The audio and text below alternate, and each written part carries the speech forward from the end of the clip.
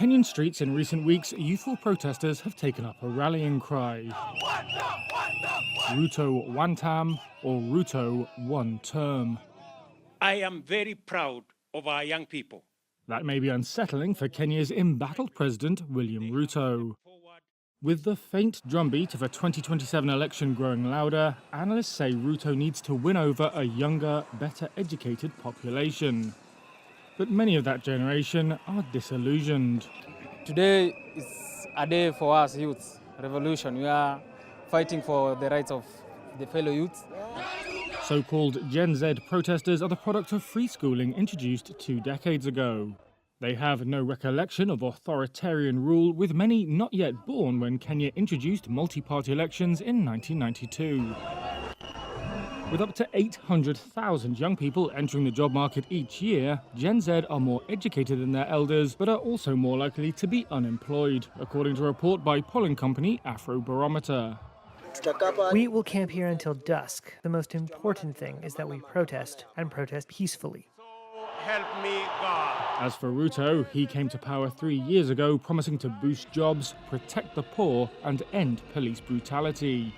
But more than halfway through his term, he faces mounting anger over high living costs, corruption, and police brutality.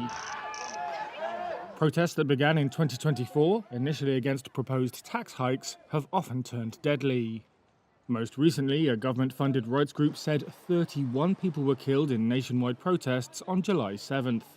Police put the figure at 11 and did not elaborate on who was responsible. They had fired to disperse protesters after deploying tear gas and water cannon. It was terrorism disguised as dissent.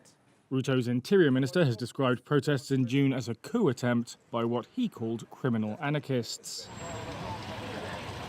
Mukahid Durmaz, senior Africa analyst at risk intelligence firm Verisk Maplecroft, said persistent economic hardships and widespread allegations of police violence pose serious challenges to any ambitions Ruto may have for securing re-election.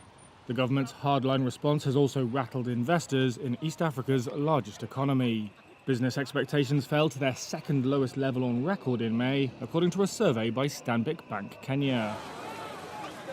However, protesters are left with few options in the short term.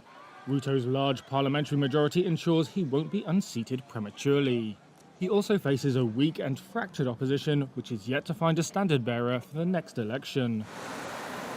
Ruto will hope increased social spending and programs aimed at tackling youth unemployment will bolster his appeal, according to global consultancy Control Risks. That's in addition to positive economic prospects and a decline in inflation. However, political commentator Jabez Bigambo said that might not be enough for young people who perceive the government as blind, deaf and dumb, and that Ruto could still yet be destined for a one-term presidency.